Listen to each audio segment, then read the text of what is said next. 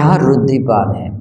भगवान को चार रुद्धिपाद, छंद रुद्धिपाद है, वीर्य रुद्धिपाद, चित्त रुद्धिपाद और विमंसा रुद्धिपाद। छंद यानी कुछ इच्छा मूल करके कुछ वृद्धि होती है। वीर्य यानी कि जो पुरुषार्थ है, जो मेहनत है, उसको मूल करके की जाती है, रुद्धिपाद है। चित्त यानी दृढ़ अधिष्ठान की करके कुछ रुद्धिपाद पाई जाती है, भावना होती है। और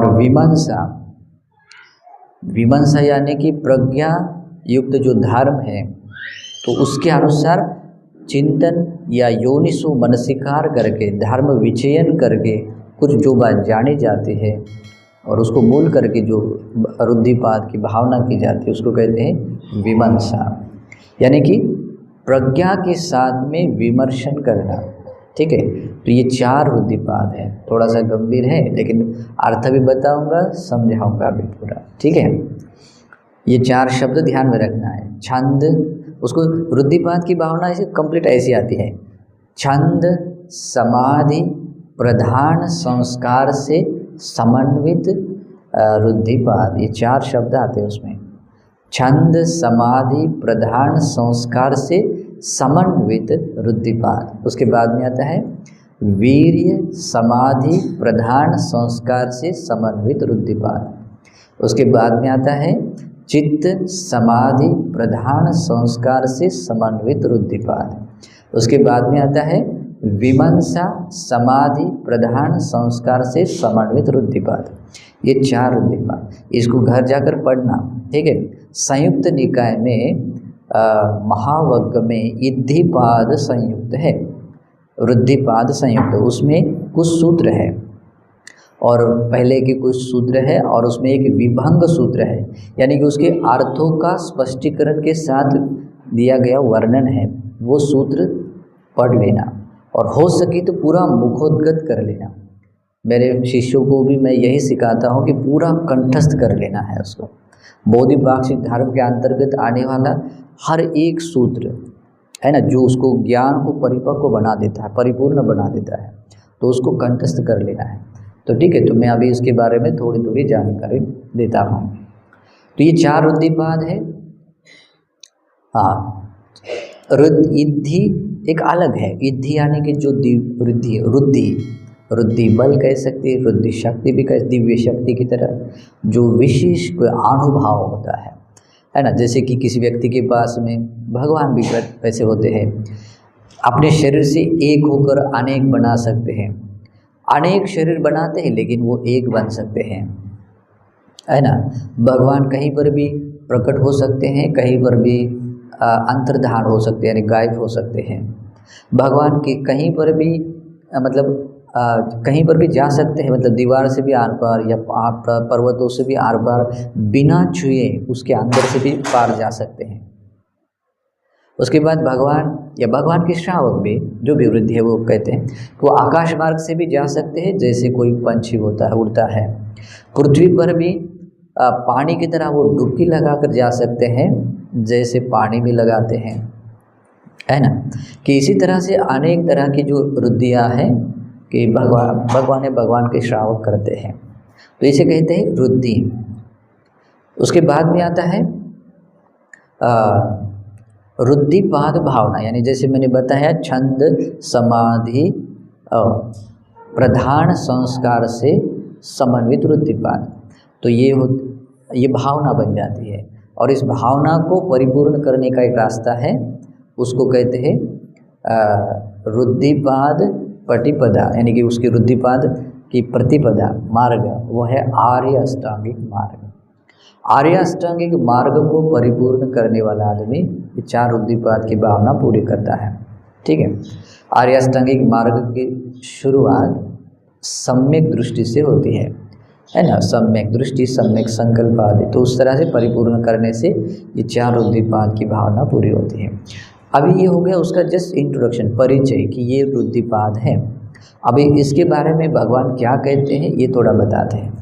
पहला सूत्र है, इसमें आता है वीरद सूत्र आता है। तो भगवान बुद्ध उसमें कहते हैं, जिस व्यक्ति की चार रुद्धिपाद की भावना मतलब रुक गई है, जिसने उसको मतलब एक स्टॉप कर दिया, वो करता नहीं है, तो समझ लेना उसकी ये मुक्ति का मार्ग पूरा स्टॉप हो गया है, रुक गया है। जिसने चार रुद्धिपाद की भावना पूरी नहीं की मतलब बंद कर दी है, उसका मुक्ति का मार्ग बंद हो गया। अभी आप लोगों ने सोचा होगा कि हम तो फिर ये तो नहीं किया, लेकिन बाकी तो बहुत कुछ करते हैं, फिर हमारा भी रुक गया क्या, है ना।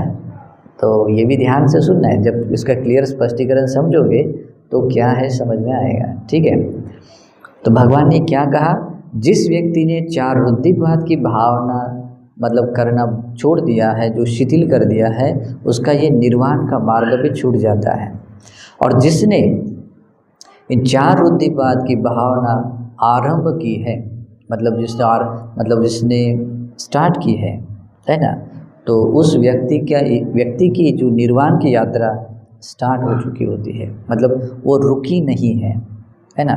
मतलब जिसने वो उसकी प्रैक्टिस कंटिन्यू है, वो व्यक्ति इस निर्वाण के रास्ते पर है।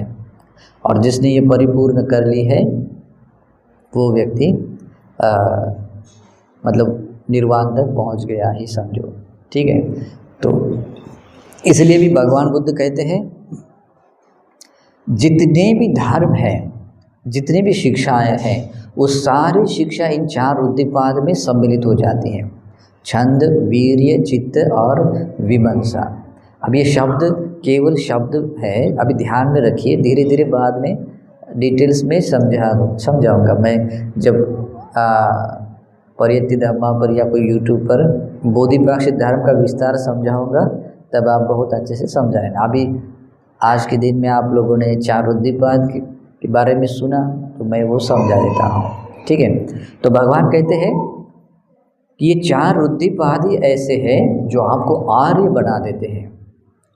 आर्य बना देते यानी कि आपको सम्यक प्रकार से इस दुख क्षय की ओर ले जाने वाले बनते हैं। मतलब सही तरीके से आपको इस संसार दुखों से मुक्त होने के लिए करने के लिए आपको ये रुद्धिपाद काम आते हैं, है ना। तो इसलिए उसको समझना बहुत ज़रूरी है। तो अभी मैं उसका थोड़ा सा विभाजन करके स्पष्टीकरण करूँगा वो कैसे हैं। पहले आता है देखिए, छंद, समाधि, प्रधान, ये तीन शब्द हैं। उसके बाद में आता है समन्नागत यानी कि समन्वित यानी युक्त, ये रुद्धिपाद। तो उसमें तीन शब्द आते हैं, तो तीन शब्द अलग अलग हैं। पहला क्या है, छंद। छंद यानी कुछ इच्छा मूल करके जो समाधि पाई जाती है ना। इच्छा मूल करके जब आप समाधि का अभ्यास करना शुरू कर देते हैं, तो वो समाधि बन जाती है छंद समाधि। समाधि यानी ध्यान की पहली स्थिति, दूसरी स्थिति, ऐसे ध्यान की स्थितियों को पाते हैं, तो उसको मूल क्या बना है, छंद, है ना। तो वो छंद समाधि। फिर तीसरा शब्द है प्रधान। प्रधान यानी वीर्य पुरुषार्थ को बोलते हैं। प्रधान चार प्रकार के होते हैं। प्रधान वीर्य यानी वीर्य करना कितने प्रकार के हैं, चार तरह के। अपने भीतर अनुत्पन्न यानी कि जो उत्पन्न न हुए अकुशलों को कभी उत्पन्न न होने के लिए जो आप प्रयास करते हैं। उसके बाद में उत्पन्न हुए अकुशलों को नष्ट करने के लिए। उसके बाद में उत्पन्न यानी अनुत्पन्न कुशल धर्मों को उत्पन्न करने के लिए जो प्रयास करते हैं, और उत्पन्न हुए कुशल धर्मों की स्थिति बनी रहने के लिए, उसकी भावना परिपूर्ण करने के लिए, है ना, जो प्रयास करते हैं। लेकिन वो प्रयासों में चार शब्द और हैं, वो चार शब्द और गंभीर है, उसको समझ लीजिए। छंदं जनेति वायमति वीर्यं आरभति चित्तं पगन्नाति पदयति, ये शब्द है। सतिपट्टन सुना है ना, हाँ, तो उसमें ये शब्द है। आर्य अष्टांगिक मार्ग में सम्यक व्यायाम है, उसमें भी ये वाक्य शब्द है। छंदं जनेति, इच्छा करता है कि जो अनुत्पन्न अकुशल है वो मेरे भीतर कभी उत्पन्न ही ना हो। इसके लिए पहले क्या करना पड़ेगा, इच्छा जगाना पड़ेगा। आपके भीतर अगर इच्छा नहीं है तो नहीं होगा। तो सबसे पहले आप ध्यान की प्रैक्टिस शुरू करेंगे तो करने से पहले आपके भीतर एक भाव होना चाहिए, क्या? इच्छा होनी चाहिए कि अनुत्पन्न पाप मेरे भीतर कभी उत्पन्न ही न हो, उत्पन्न हुआ पाप नष्ट हो। तो उसके लिए क्या करना पड़ेगा? प्रथम इच्छा जगाना पड़ेगा, छंद जगाना पड़ेगा। छंदं जग वायमति, फिर इच्छा तो जगाए, फिर उसके बाद में वैसा प्रयत्न करना चाहिए, प्रयास करना चाहिए। तो प्रयास सेकंड वाली चीज़ वायमति। उसके बाद में आता है वीर्यं आरभति, यानी कि वो अभी सातत्यपूर्ण प्रयास करता है, सातत्यपूर्ण प्रयास करता है, उसको क्या कहते हैं? वीर्यं आरभति। बाद में चौथा वर्ड है चित्तं पगन्नाति पद्धति। अभी इसको कैसे करना है? ऐसे मन में दृढ़ता लानी है कि जब तक ये बात सिद्ध नहीं होती, मैं उसमें यशस्वी नहीं बनूंगा, सफल नहीं बनूंगा, तब तक मैं ये प्रयास छोड़ूंगा नहीं। ये जो दृढ़ अधिष्ठान होता है, ये जो निर्णय होता है दृढ़ता के साथ लिया हुआ, उस निर्णय को कहते हैं चित्तं पगन्नाति पद्धति। दृढ़ता के साथ उस वीर्य पुरुषार्थ करने का जो निर्णय होता है। तो ये जब प्रयास अपने प्रैक्टिकल लाइफ में, धर्म के जीवन जीने में जब होता है, तब उसको कहते हैं प्रधान वीर्य। अभी हो गया छंद, समाधि, प्रधान, और इन तीनों से सबसे युक्त जब वो भावना आप करते हैं वो बनती है छंद, समाधि, प्रधान संस्कार से युक्त रुद्धिपाद। डिफिकल्ट है, थोड़ा सा है, हाँ थोड़ा सा से, लेकिन समझा दूंगा कि वो कैसे जगाते हैं, ठीक है। और इसके बारे में मैं हो सकता है तो नोट्स भी दे दूंगा आप लोगों को, ठीक है। क्योंकि मैं बहुत जल्द ही इसके बारे में बुक लिखने वाला हूँ, तो उसके नोट्स भी प्रोवाइड हो जाएंगे। तो अब मूल त्रिपिटक में पढ़ने के लिए इद्धिपाद संयुक्त पढ़ लीजिए, ठीक है। फिर उसके बाद में आता है वीर्य, समाधि, प्रधान संस्कार, समन्वित रुद्धिपाद। अभी वीर्य यानी क्या? वही वीर्य कि जो अपने भीतर के अनुत्पन्न अकुशलों को उत्पन्न न होने के लिए, उत्पन्न अकुशलों को दूर करने के लिए, और अनुत्पन्न कुशलों को उत्पन्न करने के लिए, उत्पन्न कुशलों की भावना परिपूर्ण करने के लिए जो परिश्रम किया जाता है, वीर्य किया जाता है, वही वीर्य, ठीक है। तो उस वीर्य को मूल करके जो समाधि पाता है, वीर्य को मूल करके जो समाधि पाता है, तो उसको कहते हैं वीर्य समाधि। और वो प्रधान वीर्य से वैसे ही 4 तरह का प्रधान, यानी कि पुरुषार्थ कर लेना। और उससे युक्त जो व्यक्ति भावना करता है, भाविता है, बहुली करता है। अभी वो भी कैसी करनी है वो भी बताऊंगा, ठीक है। मतलब मैं इतना ही बता कर होने वाला, मतलब रोकने वाला नहीं है ना, और आधा घंटा है तो पूरा समझाऊंगा। तो उसको मूल करके, वीर्य को मूल करके पाई गई समाधि, वो वीर्य समाधि बन जाती है। और वीर्य समाधि का अभ्यास करते हुए स्वाभाविक रूप से जब अनुत्पन्न अकुशल हमारे भीतर उत्पन्न नहीं हो रहे हैं, उत्पन्न अकुशल नष्ट हो रहे हैं, और अनुत्पन्न कुशल उत्पन्न हो रहे हैं, और उत्पन्न कुशल धर्मों की भावना परिपूर्ण हो रही है, तो समझ लेना कि आप प्रधान वीर्य से युक्त हैं।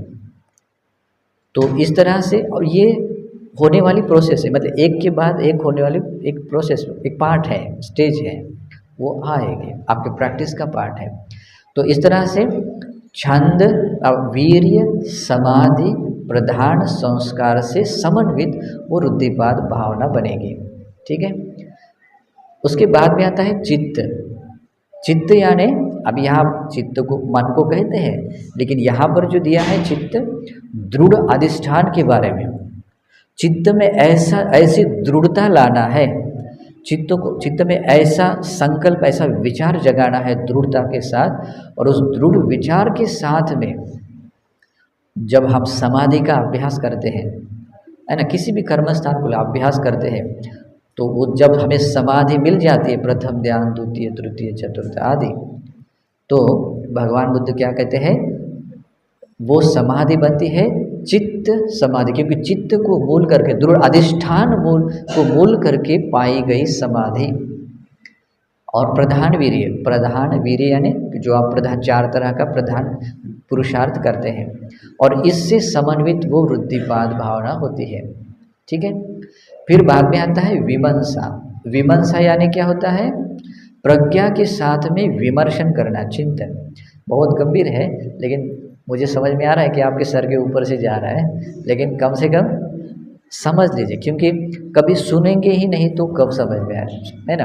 कभी ना कभी तो सुनना पड़ेगा, है ना? तो कम से कम ये शब्द भी याद रहे तब भी बहुत कुछ है। ठीक है। और जब आप प्रैक्टिकल में जब आप उसमें गुजरोगे तो समझ में आएगा। हाँ, पहली बार सुन रहे हैं, क्योंकि किसी ने सिखाया नहीं है, सिखाने वाला नहीं है। ठीक है। क्योंकि इसके ये वृद्धिपात की गहराइयों तक मतलब कोई गया नहीं है। ठीक है। मतलब उसे प्रैक्टिस तक गया नहीं है, लेकिन आज मैं थोड़ा सा परिचय बताऊंगा। ठीक है। मुझे लगता है कि सचमुच ऊपर से ही जाएगा। मैं मेरे स्टूडेंट्स लोगों को एकदम परफेक्ट सिखाता हूँ, कट टू कट। सब लोग कंठस्थ रहते हैं, बिल्कुल सब ये करते हैं, प्रैक्टिस करने के रेडी रहते हैं। ठीक है। तो अभी आप लोग अब पहली बार हैं, नए नए से हैं, तो एक ही बार में नहीं हो सकता है। इस टॉपिक को मुझे सिखाने के लिए कम से कम मुझे 1 सप्ताह से ऊपर गया। ठीक है। तो आपको 1 घंटे आधे घंटे में नहीं होगा। ठीक है। तो विमर्श यानी कि प्रज्ञा से युक्त विमर्शन करते हुए जब आप किसी शमथ कर्म स्थान का अभ्यास करते हैं और समाधि को प्राप्त करते हैं, तो वो समाधि क्या बन जाती है? विमर्शा समाधि प्रधान संस्कार से युक्त समाधि। ठीक है। अभी ये शब्द ऐसे हैं, वैसे शब्दावली है 4 उद्दीपाद की। अभी ये कैसे जाग सकते हैं इसके बारे में थोड़ा सा समझा देता हूँ, क्योंकि कभी कभी क्या होता है, आसान नहीं होता है उसको समझ लेना, प्रैक्टिकल में अपने जीवन में लाना। ठीक है। तो उसके बारे में बहुत सारे उपदेश भी हैं। अगर आप ये वृद्धिपात की भावना किस लिए है? निर्वाण के लिए है। वृद्धिपात की भावना निर्वाण के लिए, विमुक्ति के मार्ग पर आरूढ़ बनाकर आपको विमुक्ति तक पहुंचाने वाली, आपके इस संसार दुखों को समाप्त करने वाली ये भावना है। तो आपने अगर मन में इच्छा जगाने के लिए आप ऐसा कर सकते हैं। देखो, व्यक्ति अपने कर्म के अनुसार संसार में जन्म लेता है।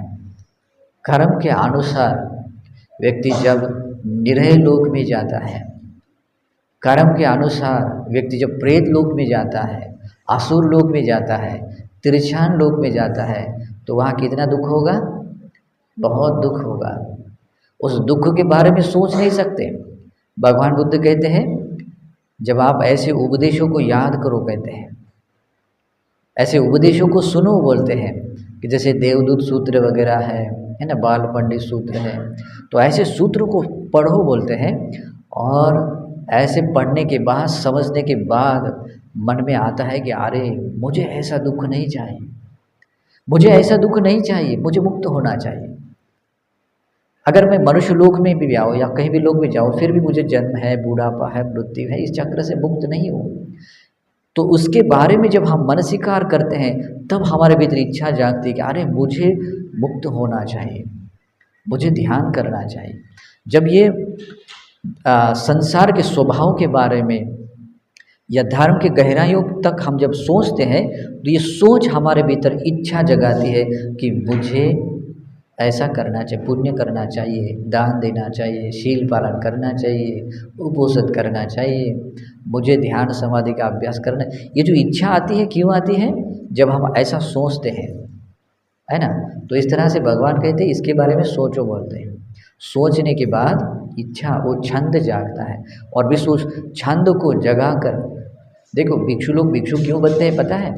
जब वो अपने जीवन की सच्चाइयों को देखते हैं, कैसा ये जीवन है, आदमी जन्म लेता है, बूढ़ा होता है, जीर्ण होता है, मरता है, फिर जन्म लेता है ना। और जो भी कमाता है सब कुछ यहीं छोड़ देता है, फिर किस लिए जीना है?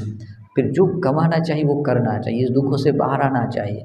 ऐसा सोचकर मन में इच्छा जगाता है, और अपनी स्व इच्छा से वो भिक्षु बनता है ना। ऐसे उसको भेजा नहीं जाता है, वो भिक्षु ऐसा बन जाता है। तो क्यों बन जाता है? इच्छा जागने के कारण। तो भगवान कहते हैं ऐसी इच्छा जागने के लिए क्या करना पड़ेगा, ऐसे दुर्गति आदि लोग या संसार के स्वभाव के बारे में थोड़ा मनसीकार करो कहते हैं, फिर उसके बाद में वो इच्छा जाग सकती है। उसके बाद में दूसरा है वीर्य, वीर्य जगाना है। तो देखना है अकुशल अगर हमारे से कुछ होता है, पाप हो जाता है, तो उसके परिणाम कैसे कैसे मिल जाते हैं, और अगर हम कुशल करते हैं तो कुशल करने से हमें क्या क्या परिणाम मिल सकते हैं, है ना। बाल पंडित सूत्र ये सब अच्छा है, मतलब उसमें पुण्य करने से किस दिशा में व्यक्ति जाता है, पाप करने से कैसे किसी दिशा में जाता है, इसके बारे में जब व्यक्ति जानता है तब उसको पाप कर्म करने का मन होगा क्या, नहीं होगा, है ना।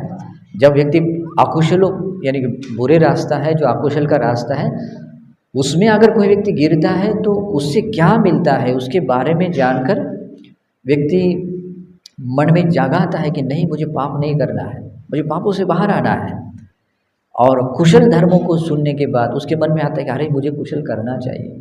तो ये जो वीर्य जागता है ना, मुझे करना चाहिए और वो करने के लिए प्रयास करता है, और उसको मूल वीर्य को मूल करके जब वो समाधि का अभ्यास करता है, प्रधान वीर्य करता है, तो वो वीर्य समाधि प्रधान संस्कार समन्वित रुद्धिपाद उसकी भावना बन जाती है ना। उसके बाद में आता है चित्त।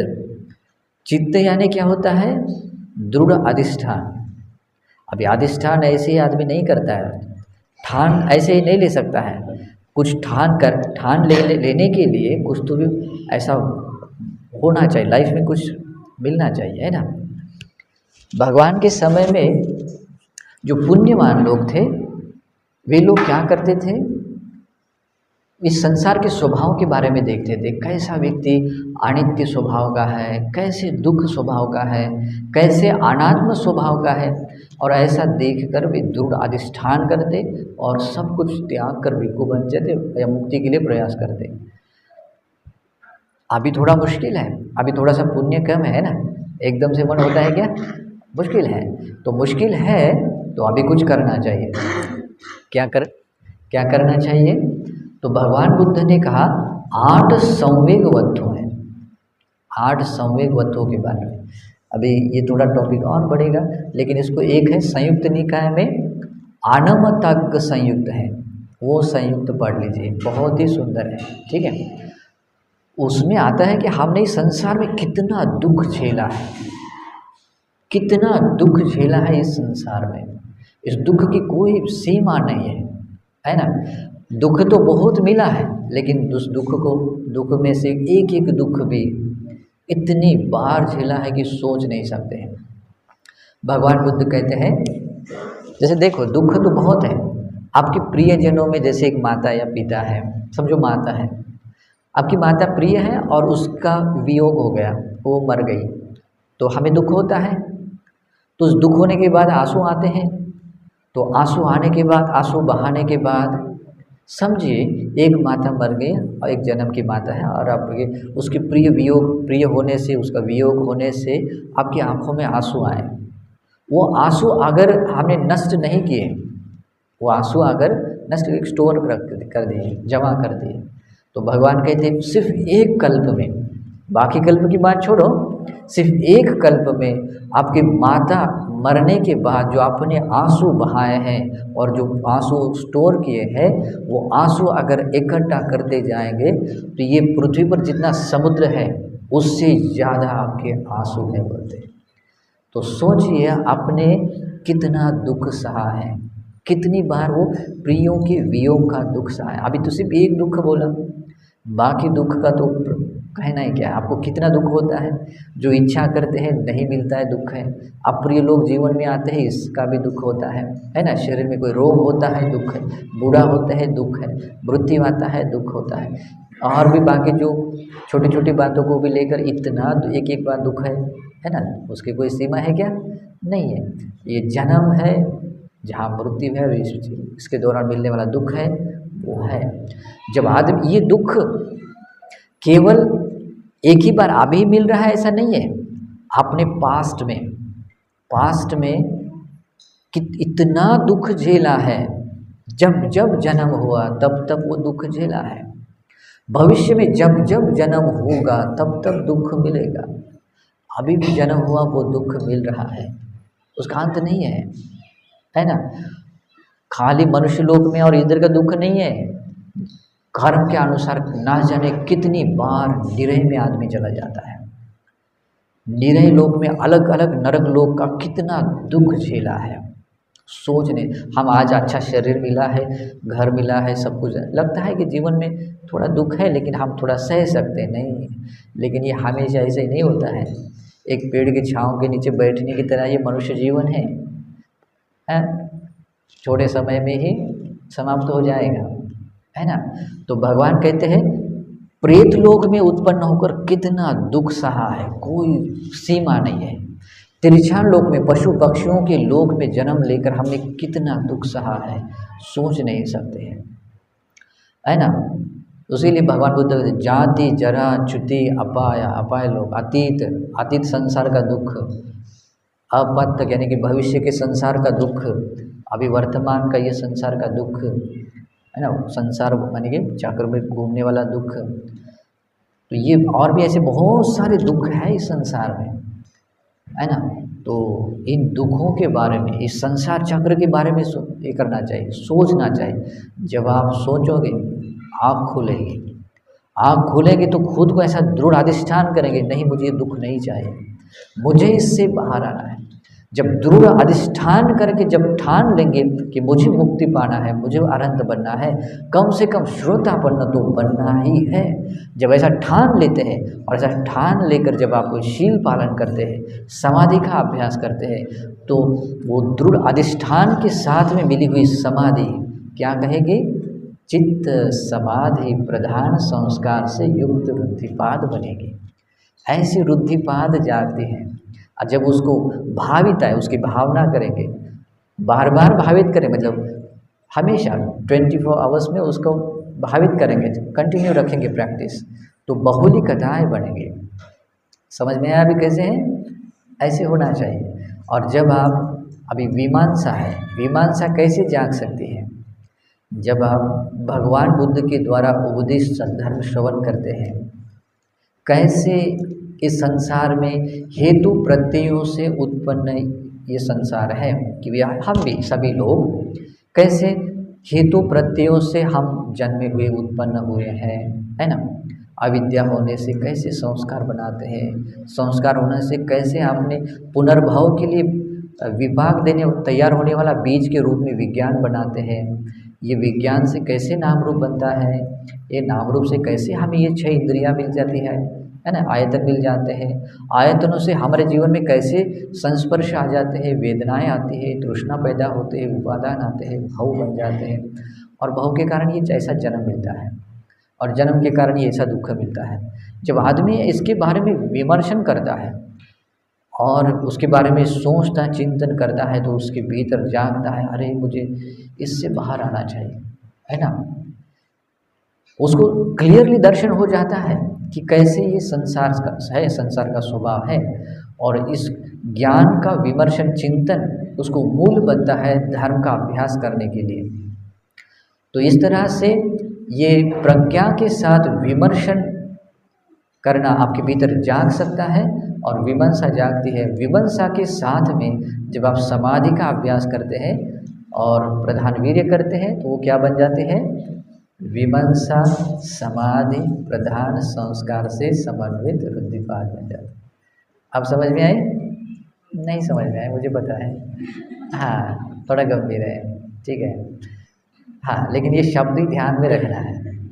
तो भगवान बुद्ध कहते हैं इस प्रकार। अभी इसकी भावना के बारे में मुझे लगता है कि मैं अलग से प्रवचन दे दूँ, एक यूट्यूब पर मेरा आ जाएगा, 1-2 संडे के बाद आएगा, ठीक है, क्योंकि अभी 1-2 दिन में वो सल्लेख सूत्र है ना, वो कंप्लीट करने वाला हूँ, और उसके बाद में इसके बारे में प्रवचन दे सकता हूँ, तो वहाँ पर आप सुन लीजिएगा। तो आज जो माघ पूर्णिमा के दिन में भगवान बुद्ध ने जो 4 रुद्धिपाद के बारे में बताया था, तो ऐसे है रुद्धिपाद, समझ में आए। कोई भी भिक्खु, कोई भी श्रावक इस तरह से रुद्धिपाद की भावना पूरी कर सकता है। 4 बातें हैं, छंद यानी कि इच्छा है, वीर्य चित्त यानी दृढ़ अधिष्ठान है, और विमंशा। ठीक है, ये 4 शब्द है। आपको जो कुछ भी बनना है, जो पाना है, आपको ये 4 चीज़ें के बिना नहीं पा सकते। आपकी लाइफ में जो कुछ भी चाहिए, जो कुछ भी आपको बनना है, पाना है, इस जीवन में, अगले जीवन में, या निर्वाण पाने तक, अगर आप अपने इच्छाओं को परिपूर्ण करना चाहते हैं तो आपके पास ये 4 चीज़ें होनी चाहिए। 4 चीज़ें। छंद, सबसे पहले इच्छा जागना जरूरी है। चित्त जाग मतलब क्या कहते हैं उसको, इच्छा जगाना चाहिए, छंद जागना जरूरी है। बुद्ध क्यों बने पता है? क्योंकि सबसे पहले उनके भीतर इच्छा जागी थी कि मैं भी बुद्ध बनूंगा। भगवान के, अपने गौतम बुद्ध के मन में ये इच्छा कब जागी थी पता है? छोटे थे तब? नहीं, आज से 20 असंख्य कल्प से पहले, आज से 20 असंख्य से काल से पहले, जब मनुष्य लोक में भगवान बुद्ध का जन्म हुआ था, आपकी माँ, वे अपनी माता की सेवा कर रहे थे। और उस समय एक माता को किसी दूसरे प्रदेश में जाते समय समुद्र में उनके नाव टूट जाते हैं, और माता को अपने कंधे पर उठाकर, कंधे पर उठाकर वो तैरते हैं 7 दिन 7 रात तक समुद्र में तैरते हैं। और उसके बाद में अपने वीर्य पुरुषार्थ से वो माता को एक बार समुद्र पार करवाते हैं। समुद्र को तैरना कोई आसान बात है, और एक दिन की बात नहीं, 7 दिन 7 रात, वो भी अपनी माता को कंधे पर उठाकर। तो उनके मन में आया, अरे मेरे पुरुषार्थ मेहनत से मेरी माता को मैंने इस उतने बड़े विश्व विशाल सागर को भी पार करके सुखी बनाया। ऐसे ही अगर मैं इस संसार में गिरी हुई प्राणियों को, संसार में जो जन्म लेते हैं मरते, इस संसार में गिरी हुई प्राणियों को मैं भी ऐसे भाव पार करने वाला बनूंगा, कितना अच्छा है ना? तो यही बात है कि मैं बुद्ध बनूंगा, दूसरों को भी निर्वाण का बोध कराने के लिए उपदेश करने वाला बनूंगा करके वो अधिष्ठान करते हैं। 6 प्रतिज्ञा लेते हैं। तो प्रतिज्ञाओं में सबसे पहले क्या होती है? इच्छा है। और वो इच्छा उनको 16 असंख्य काल तक वो इच्छा के अनुसार काम करते हैं। और फिर 4 असंख्य 1 लाख कल्प पूर्व जब दीपंकर बुद्ध आते हैं, उस समय में वे सुमेध बोधिसत्व बनकर एक महाबोधिसत्व बनते हैं, है ना? तो ऐसे होता है। तो जो कुछ भी व्यक्ति बनता है तो सबसे पहले क्या होना चाहिए? इच्छा होनी चाहिए। सेकेंड वाली बात, वीर्य करना चाहिए। ओके, लेकिन वीर्य करने से पहले भी आपको जो वृद्धिपात के स्टेप में से जो चित्त है उससे पहले लाना जरूरी है। दृढ़ता लाना चाहिए, ऐसा अधिष्ठान करना चाहिए, ऐसी दृढ़ता लानी चाहिए कि आपको जो बनना है, जो पाना है, समझो आपको श्रोता बनना है, तो ऐसा दृढ़ अधिष्ठान चाहिए, संकल्प चाहिए कि उसको कोई हिला ना सके। और मैंने अभी बता दिया आपको इच्छा कैसे जागती है, वीर्य कैसे जागता है, चित्त दृढ़ अधिष्ठान कैसे करना होता है, विमंशा कैसे जागती है, बता दिया ना। अभी उसका उपयोग करो और ये 4 बातें जगाओ और अपने जीवन में जो चाहिए वो पाने के लिए प्रयास करो। ठीक है, तो दृढ़ अधिष्ठान करो कि मुझे तो बनना ही है, पाना ही है। लोगों को बताना नहीं है कि मुझे क्या बनना है, नहीं तो फिर और प्रॉब्लम्स बढ़ जाएंगे। ठीक है, बताना नहीं, बस अपने आप मन में ठान लो ऐसा कि आपको क्या चाहिए। और उसके बाद में वीर्य कीजिए, वीर्य पुरुषार्थ यानी प्रैक्टिस कीजिए। अभी 3rd स्टेप। और 4th स्टेप है विमर्शा, प्रज्ञा के साथ में विमर्शन करते हुए चलिए, फिर देखिए आपका डेस्टिनेशन कितना सुंदर रहेगा। ये 4 वृद्धि बात आपका जीवन बदल देगी, सचमुच जीवन बदल देगी, आपके इस जीवन को सार्थक बनाएगी। आपने यहाँ कुछ नहीं पाया तब भी आपकी ये 4 वृद्धिपाद आपको 100% वो डेस्टिनेशन पर पहुँचाएगी। इसलिए अभी ये 4 बातें बोलना नहीं है, अभी उसकी प्रैक्टिस करोगे ना, इसके लिए थोड़ा टाइम लगता है। और इसको कैसे मॉनेस्टिक लाइफ लगती है। जैसे आप किसी सेंटर में जाते हैं है ना। तो वैसे एक पर्टिकुलर एक ये लगता है, क्योंकि इस प्रैक्टिस में कैसा है पता है, इसके आगे आता है पच्छा पूरी संजी होती, मतलब उसके आगे जैसे हम पहले प्रैक्टिस करते हैं वैसे ही बाद में करनी है, जैसे बाद में करते हैं वैसे ही पहले करना है, जैसे दिन में करते हैं वैसे रात में करना है, जैसे रात में करनी है जैसे वैसे ही दिन में करनी है, जैसे ऊपर से नीचे तक ये करते हैं वैसे ही नीचे से ऊपर तक करना होता है। और इसी तरह से आलोक संज्ञा को जगाता हुआ इस 24 आवर्स को, मतलब 24 घंटे को पूरा इस उपयोग करना होता है, तब जाकर इसकी भावना पूरी होती है। और ये होने के बाद पता है क्या मिलता है, बहुत सारी वृद्धियाँ मिल जाते हैं, पावर्स मिल जाते हैं। एक बार मोगलान भंते जी जब पुब्बाराम विहार को अपने पैर के अंगूठे से ऐसे हिला दिया था, पूरे भंते लोग ऐसे कंपित हो गए, है ना, रोमांचित हो गए, और भगवान के पास आकर बोलते हैं कि भगवान ये तो आश्चर्य में है कि ये कितना इतना मजबूत ये पुब्बाराम विहार है, लेकिन कंपित हो गया। तो भगवान कहते हैं मोगलान भंते जी ने अपने वृद्धि से ऐसे पैरों के अंगूठे से मतलब उसको हिला दिया बोलते हैं। आपको पता है कि मोगलान भंते जी ऐसे क्यों महानुभाव संपन्न है, महावृद्धिशाली है, क्योंकि उन्होंने 4 रुद्धिपाद की भावना पूरी की है। और इसलिए तुम लोग भी करो बोलते हैं, और ये इच्छा जगाते हैं। भगवान इसलिए बताते हैं कि तुम लोग भी 4 रुद्धिपाद की भावना पूरी करो, तुम भी बनोगे। आश्चर्य में बात वो थी कि वो लोग करते हैं और वो भी वैसे वृद्धिशाली बन जाते हैं, ऐसी बात है। तो इसलिए भी इन 4 बातों को भूलना नहीं है। अभी इसको नोट करना है और अप्लाई करना है अपनी लाइफ में, ठीक है, अपने जीवन में उसको अपनाना है, और फिर देखना है आपका जीवन कैसे आगे जाता है। 100% प्रॉफिट मिलेंगे, ठीक है। तो आज मैंने आपको 2 चीज़ें बताई हैं, माघ पूर्णिमा के अवसर पर वो घटना बताई है, और आपको ये घटना देवता और मनुष्यों को कैसे बुद्ध पूजा आदि करने, बुद्ध का सम्मान करने के लिए प्रेरणादायी बनी थी, है ना। तो ये भी मैसेज दिया है कि आज परिनिर्वाण के बाद भी क्यों न हो, तो हमें यही मैसेज है कि जितना इस शरीर का उपयोग करना है, जो मिली हुई जो भी संधि अवसर है उसको उसका सदुपयोग करना है, भगवान के धर्म संघ की वंदना पूजा करनी है। ये पहली बात है, इसमें सीखना है। सेकेंड बात, ये बहुत गहरी बात लगी, तो आपको मैं समझा कर मुझे समझ में आ रहा है कि नहीं समझ पा रहे हैं, लेकिन ये जब तक नहीं समझेंगे, मैं इसमें पहला शब्द क्या है पता है, इस सूत्र के संयुक्त निकाय के इसमें सूत्र आता है विरद्ध सूत्र में, कि जिसने इसकी भावना करना मतलब रुकवा दिया है, यानी कि स्टॉप कर दिया है, उसका निर्वाण मार्ग स्टॉप है, वो नहीं जा सकता आगे। जिसने इसको स्टार्ट किया वो उसका मार्ग स्टार्ट है, ठीक है, इसलिए समझना है। और उसका पहला सूत्र है अपार सूत्र, है ना।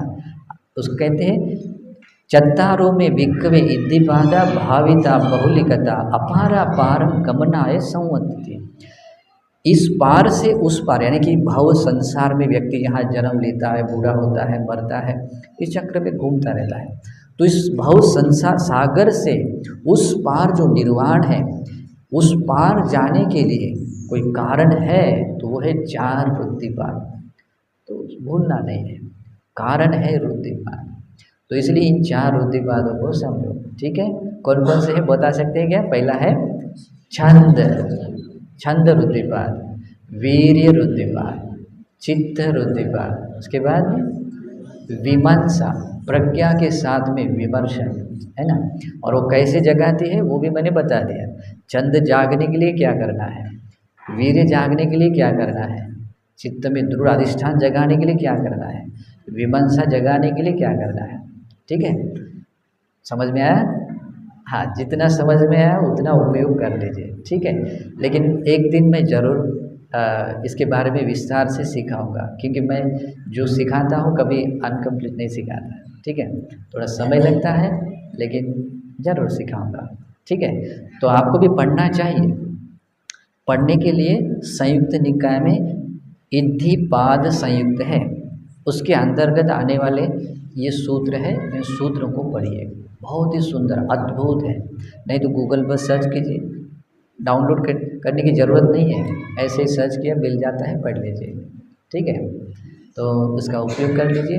और अपना जीवन सार्थकी बनाने के लिए अपने जीवन में कुछ प्रतिफल या धर्म के प्रतिफल मिलने के लिए प्रयास कीजिए और अपने साथ अनेकों का मंगल हो इसके लिए भी प्रयास करते रहिए। बहुत मंगल होगा। आज हम सभी लोगों के लिए सौभाग्य मिला है कि इस पवित्र दिन के अवसर पर, पूर्णिमा के अवसर पर हम लोगों ने संघ को दान दिया है, अग्रतम पुण्यार्जन किया है और धर्म का श्रवण भी किया है, वो भी अग्रतम पुण्यार्जन किया है। मैंने भी आप लोगों को धर्म का दान दिया है और अग्रतम पुण्यार्जन किया है। ये सारा पुण्य आप सभी लोगों को अनुमोदन है। इस पुण्य के अनुमोदन से आप सभी लोगों को चार आर्य सत्य का अवबोध होकर परम निर्वाण पाने में ये समग्र पुण्य हेतु प्राप्ति बने अनुमोदन है।